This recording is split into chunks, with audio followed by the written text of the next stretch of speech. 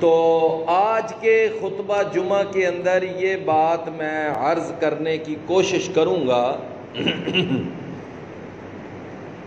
کہ اللہ تعالیٰ نے ارشاد فرمایا کہ جو لوگ خالص اللہ کی عبادت نہیں کرتے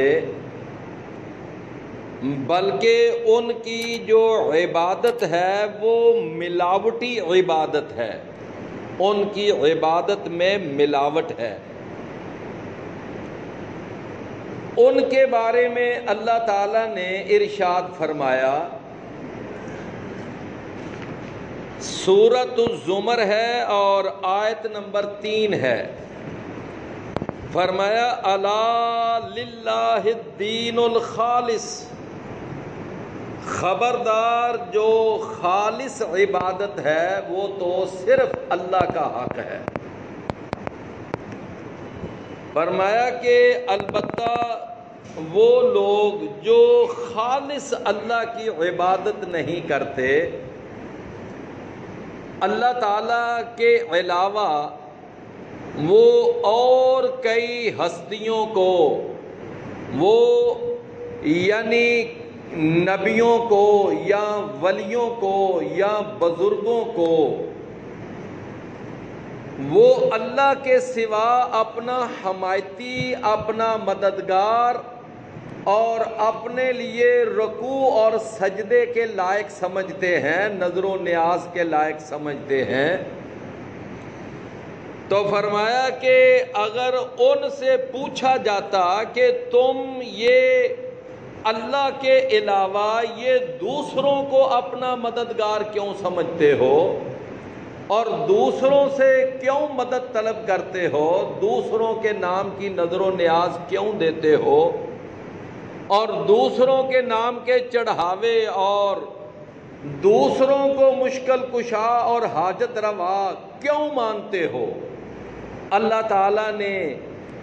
یعنی پھر ان مشرکوں کا جواب یہاں قرآن کے اندر نقل فرمایا ہے۔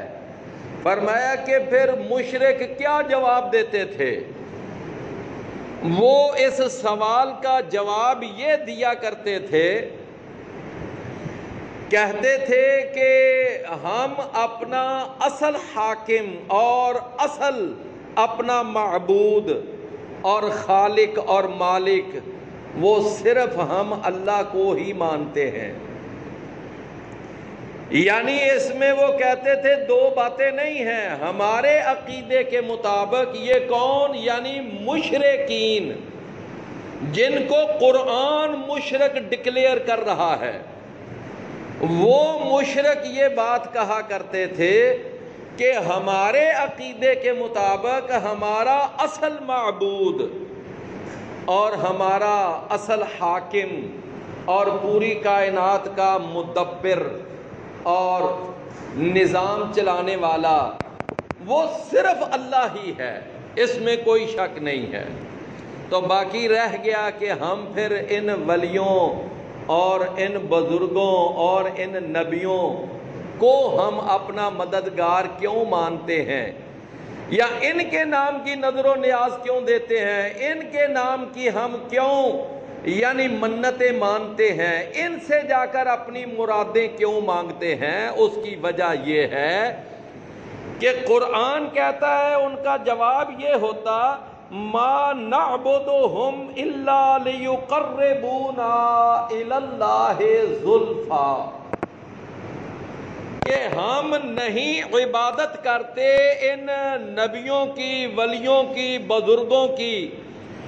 مگر صرف اس لیے کہ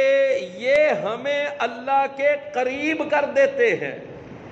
یہ ہمیں اللہ کے قریب لے جاتے ہیں۔ چونکہ اللہ بہت بلند ذات ہے، ہماری اللہ تک رسائی ممکن نہیں ہے، لہٰذا ہم ان ولیوں کو، نبیوں کو اور ان بزرگوں کو درمیان میں اس لیے ڈال لیتے ہیں اور ان کے واسطے سے، ان کے وسیلے سے اور ان کے طفیل ہماری فریاد اور ہماری مراد وہ اللہ تک پہنچ جاتی ہے۔ تو ہم ان کو درمیان میں اس لیے واسطہ اور وسیلہ ڈالتے ہیں کہ یہ ہماری اللہ تک اپروچ کروا دیتے ہیں۔ یہ کہاں؟ یہ سورہ الزمر ہے اور 3 نمبر آیت ہے۔ ما نعبدهم الا ليقربونا الى اللہ زلفا، کہ ہم ان کی عبادت نہیں کرتے مگر صرف اس وجہ سے کہ یہ ہمیں اللہ کے بہت زیادہ قریب لے جاتے ہیں، ہمیں اللہ کے قریب کر دیتے ہیں۔ میرے بھائیو، یہ جو آیت ہے نا جو ابھی میں نے پڑھی ہے، ترجمہ سنا ہے، مختصر سی میں نے تفسیر بیان کی ہے، اس آیت کی تفسیر میں ایک بہت بڑے مفسر ہیں اور وہ تابعی ہیں، ان کا نام ہے امام قتادہ رحمت اللہ علیہ، اور ایک بہت بڑا نام ہے امام مالک رحمت اللہ علیہ۔ ان دونوں نے اس آیت کی تفسیر بیان کرتے ہوئے لکھا ہے کہ یہ آیت جو ہے یہ اس وقت نازل ہوئی کہ جب جو مشرکین تھے نا، جب ان سے پوچھا جاتا تھا کہ تم اپنے ان بزرگوں کے نام کی منتیں کیوں مانتے ہو، ان کے نام کی مرادیں ان کے سے آ کر کیوں مانگتے ہو، اور ان کے نام کی نظر و نیاز کیوں دیتے ہو، اور ان کو اپنے لیے مددگار کیوں سمجھتے ہو؟ فرمایا تو ان کا یہ جواب ہوتا، یہ کیوں بیان کر رہے ہیں امام قتادہ اور امام مالک رحمت اللہ علیہ، کہتے ہیں تو اس وقت مشرکین کا جواب یہ ہوتا تھا کہ ہم اپنا اصل حاکم اور اصل اپنا معبود تو اللہ کو ہی مانتے ہیں، لیکن ان کے نام کی نظر و نیاز اس لیے دیتے ہیں کہ یہ ہمیں صرف اللہ کے قریب کر دیتے ہیں۔ ان کا درمیان میں واسطہ اور وسیلہ اس لیے ڈالتے ہیں۔ میرے بھائیوں، اس کا مطلب یہ ہوا کہ وہ جو ابو جہل تھا یا ابو لہب تھا اور وہ جو عتبہ تھا، شیبہ تھا، جن کو قرآن کہتا ہے کہ یہ مشرک ہیں، کہ وہ اپنے لات کو، منات کو، عزا کو، حبل کو، اور انہوں نے وہ جو 360 اپنے معبود بیت اللہ میں سجائے ہوئے تھے، ان میں سے ایک بت جناب ابراہیم کا بھی بنایا ہوا تھا، ایک بت انہوں نے اسماعیل علیہ السلام کا بھی بنایا ہوا تھا، ایک بت ان 360 بتوں میں سیدہ مریم کا بھی بنایا ہوا تھا، اور ایک بت وہاں عیسیٰ علیہ السلام کا بھی تھا۔ یعنی انہوں نے ان بتوں میں جو 360 بت تھے، ان میں نبیوں کے بت بھی تھے، ولیوں کے بت بھی تھے، تو وہ کہتے تھے کہ ہم ان بزرگوں کا درمیان میں واسطہ اس لیے ڈالتے ہیں کہ یہ ہمیں اللہ کے بس قریب کر دیتے ہیں۔ یہ ان کا عقیدہ تھا، اور یہ عقیدہ ان کا اللہ نے قرآن میں بیان کیا ہے۔ کوئی میں اپنے یعنی یہ نہیں کہ میں اپنے گمان سے آپ کو یہ بتا رہا ہوں، قرآن کہتا ہے کہ ان مشرکین کا یہ عقیدہ تھا۔ اچھا، اب ذرا میرے بھائیوں ذرا غور فرمائیے کہ ہمارے آس پاس اور ہمارے اڑوس پڑوس میں ہمارے ہاں جو لوگ قبروں پہ جاتے ہیں اور وہاں پر جا کر نظر و نیاز پیش کرتے ہیں، اور وہاں پر جا کر وہ چڑھاوے چڑھاتے ہیں، وہاں دودھ کی سبیلیں لگاتے ہیں، وہاں چادریں چڑھائی جاتی ہیں، اور وہاں پر جا کر باقاعدہ بکرے ذبح کیے جاتے ہیں غیر اللہ کے نام کی نظر و نیاز، بلکہ بعض قبروں پہ جا کر تو باقاعدہ نمازیں پڑھی جاتی ہیں، وہاں طواف کیے جاتے ہیں، وہاں چلے کاٹے جاتے ہیں، اور وہاں پہ جا کر مجاور بن کے بیٹھا جاتا ہے۔ یہ سارا جو انداز ہے کہ وہ ہی سارا انداز ہے کہ جو اس وقت کے مشرکین اپنے اپنے آستانوں پہ اور اپنے اپنے درباروں پہ کیا کرتے تھے، وہی سارا سسٹم آج ہمارے کلمہ پڑھنے والے مسلمان وہ آج اپنے بزرگوں کے مزاروں پر اور بزرگوں کے مقبروں پر اور ان کے درباروں پر آستانوں پر جا کر وہی سارا کچھ کر رہے اور کوئی فرق نہیں ہے۔ اچھا، اب اگر ان اپنے مسلمان کلمہ پڑھنے والے بھائیوں سے پوچھا جائے، او بھائی تم اپنے ان آستانوں پہ اور ان قبروں پہ مزاروں پہ جا کر جو نظر و نیاز دیتے ہو اور تم ان کو جا کر جو یعنی وہاں پر ان سے جا کر منتیں مانگتے ہو اور اپنی حاجات پوری کروانے کے لیے وہاں جاتے ہو، تو ادھر تم لا الہ الا اللہ بھی پڑھتے ہو کہ اللہ کے سوا اور کوئی معبود نہیں، اور تم اپنی نمازوں میں بھی یہ پڑھتے ہو کہ ایاک نعبد و ایاک نستعین، کہ اللہ صرف تجھ سے ہی تیری ہی ہم عبادت کرتے ہیں اور صرف تجھ سے ہی ہم مدد مانگتے ہیں، اور پھر تم یہ بھی کہتے ہو کہ قل هو اللہ احد، کہ اللہ صرف ایک ہے، تو پھر ان آستانوں پہ جانا، مزاروں پہ جانا اور وہاں سے جا کر منتیں مانگنا، مرادیں پوری کروانا، وہاں سے جا کر اولاد طلب کرنا اور وہاں پر جا کر اپنی مشکل کشائی اور حاجت روائی کے لیے حاضری دینا، تو پھر یہ کیوں ہے؟ تو ہمارے ان بھائیوں کا بھی بالکل وہی جواب ہوتا ہے جو ان کا جواب تھا۔ یہ بھی بالکل وہی بات کہتے ہیں کہ اصل حاکم اور اصل معبود ہم اللہ کو ہی مانتے ہیں، ہم ان آستانوں پہ مزاروں پہ ہم ان بزرگوں کے پاس صرف اس لیے جاتے ہیں کہ یہ بزرگ ہمارے اور اللہ کے درمیان وسیلہ ہوتے ہیں، یہ واسطہ ہوتے ہیں، اور ہم ان کے سامنے اپنی التجا پیش کرتے ہیں، یہ ہماری التجا کو اللہ کے پاس پھر پوری کروا دیتے ہیں۔ یہ بزرگ یہ ہمارے اور اللہ کے درمیان کیا ہوتے ہیں؟ واسطہ، وسیلہ، ذریعہ۔ تو میرے بھائیوں، اس کا مطلب یہ ہوا کہ بالکل دونوں کی بات ایک ہے، یعنی وہ جو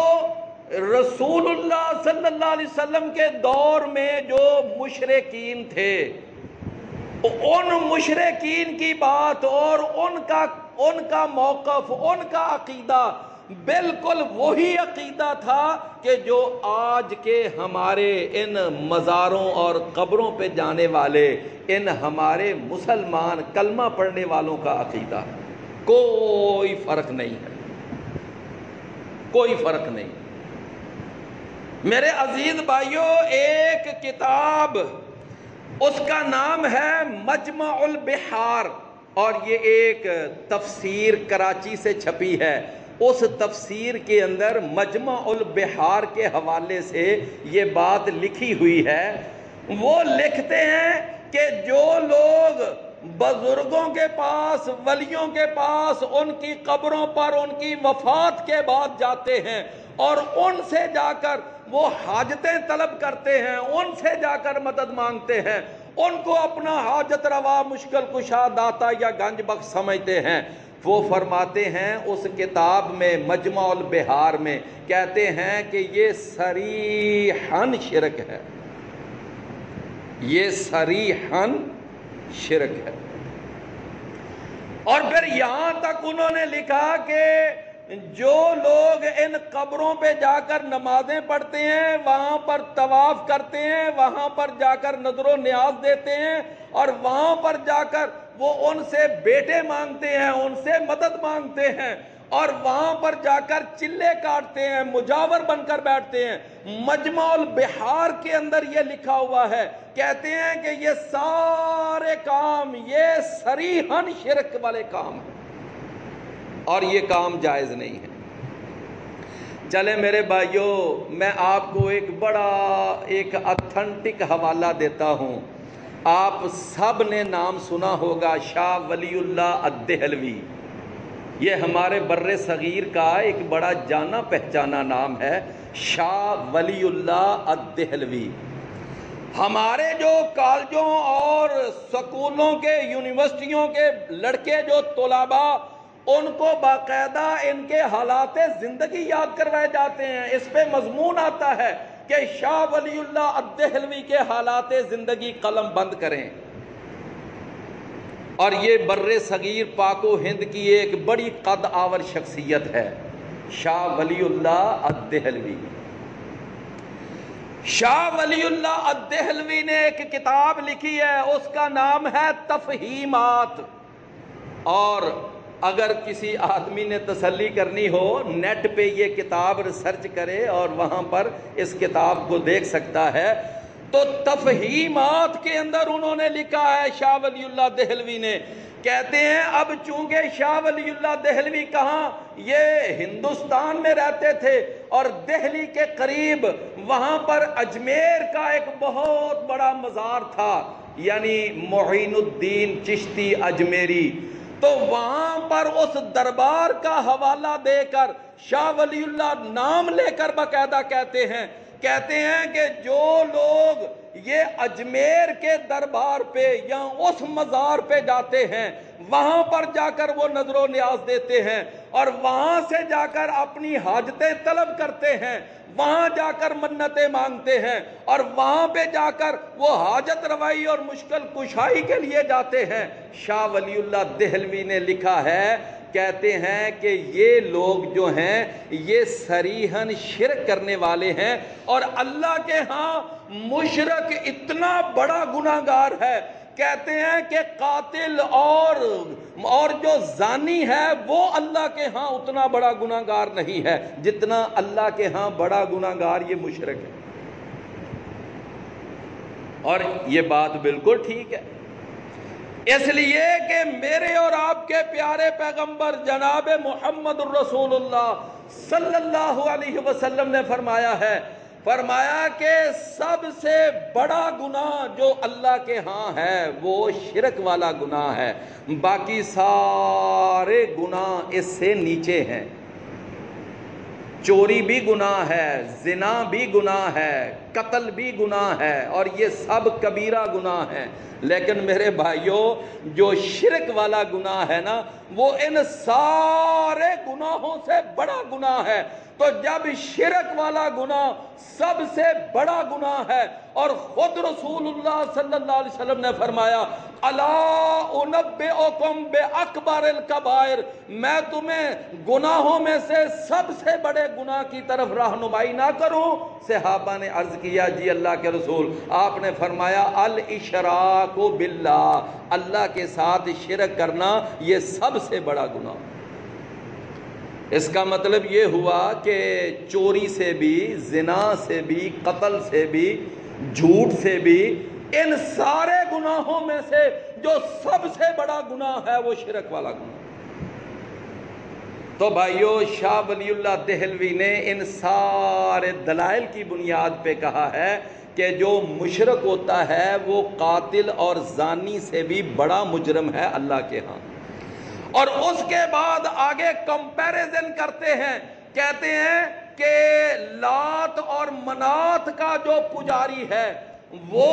اور یہ مزاروں اور ان آستانوں پہ جانے والا پجاری، ان دونوں کے درمیان کوئی فرق نہیں ہے۔ جس طرح لات اور منات کے وہ آستانے پہ جانے والا مشرک ہے، اسی طرح ان مزاروں اور ان قبروں پہ جا کر حاجات طلب کرنے والا وہ بھی اللہ کے ہاں مشرک ہے۔ یہ شاہ ولی اللہ دہلوی کا حوالہ ہے۔ لہٰذا میرے بھائیوں، اللہ تعالیٰ نے قرآن مجید میں ارشاد فرمایا کہ دیکھیں نا، وہ پہلے جو مشرکین تھے نا، وہ بھی اصل معبود اور اصل حاکم اور اصل یعنی کائنات کا چلانے والا اللہ کو ہی مانتے تھے، لیکن ان نبیوں ولیوں کو وہ درمیان میں واسطہ، وسیلہ اور ذریعہ سمجھا کرتے تھے۔ بالکل یہی عقیدہ، یہی موقف یہ آج کے ہمارے دور کے دائیں بائیں کے کلمہ پڑھنے والے اور قبروں پہ جانے والے بھائیوں کا بھی یہی موقف ہے۔ دونوں میں کوئی فرق نہیں ہے۔ یہ بھی وہی بات کہتے ہیں کہ ہم اصل معبود اللہ کو ہی مانتے ہیں، لیکن ان نبیوں ولیوں اور بزرگوں کو درمیان میں واسطہ اور وسیلہ سمجھتے ہیں۔ بالکل ایک بات۔ تو اللہ نے ارشاد فرمایا وَالَّذِينَ اتَّخَذُوا مِن دُونِهِ أَوْلِيَاءَ، وہ لوگ جو اللہ کے سوا دوسروں کو اپنے مددگار سمجھتے ہیں، اپنا حمایتی سمجھتے ہیں، تو جب ان سے پوچھا جاتا ہے نا کہ تم ان اولیاء کی کیوں عبادت کرتے ہو، اولیاء، دیکھیں اللہ نے لفظ بھی اولیاء استعمال کیا۔ سورہ الزمر 3 نمبر آیت قال کہ والذین اتخذوا من دونہ اولیاء، جنہوں نے اللہ کے سوا اولیاء کو پکڑا ہوا ہے۔ فرمایا جب ان سے پوچھا جاتا ہے کہ تم ان اولیاء کی عبادت کیوں کرتے ہو، تم ان اولیاء کو سجدے کیوں کرتے ہو، ان کے نام کی نظر و نیاز کیوں دیتے ہو، تو کیا جواب دیتے ہیں؟ کہتے ہیں کہ ما نعبدہم، ہم نہیں عبادت کرتے ان کی، الا، مگر صرف اس لیے عبادت کرتے ہیں لیقربونا، تاکہ یہ ہمیں اللہ کے قریب کر دیں، زلفا، بہت ہی زیادہ اللہ کے قریب، یہ ہمیں اللہ کے قریب کرنے کے لیے ہے۔ فرمایا ان اللہ یحکم بینہم، بے شک اللہ تعالیٰ ہی ان کے درمیان فیصلہ کرے گا۔ دنیا میں کوئی مشرک اپنے آپ کو مشرک ماننے کے لیے تیار نہیں،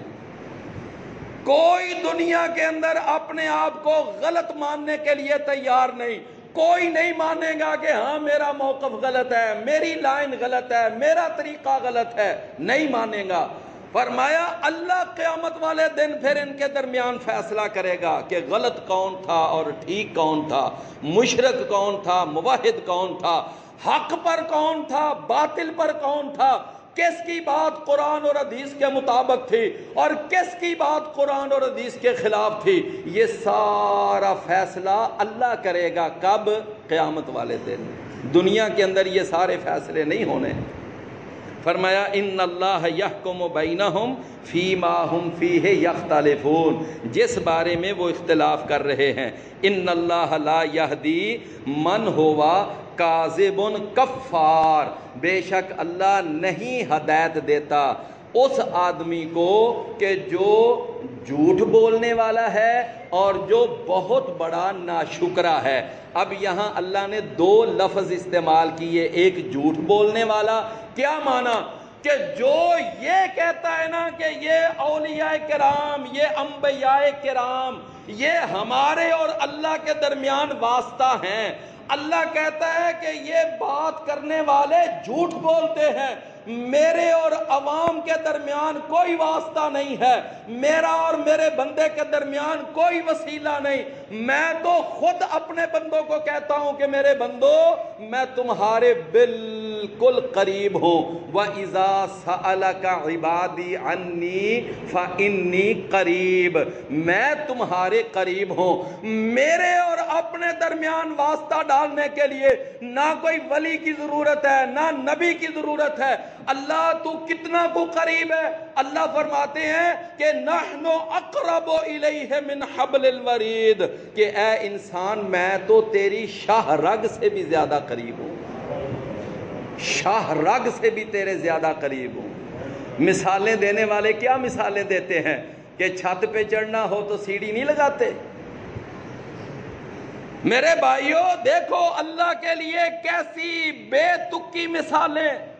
کہ چھت پہ چڑھنا ہو تو جی سیڑھی کی ضرورت ہوتی ہے، اسی طرح اللہ تک جانا ہو تو پھر ان ولیوں بزرگوں کی درمیان میں ضرورت ہوتی ہے۔ نہ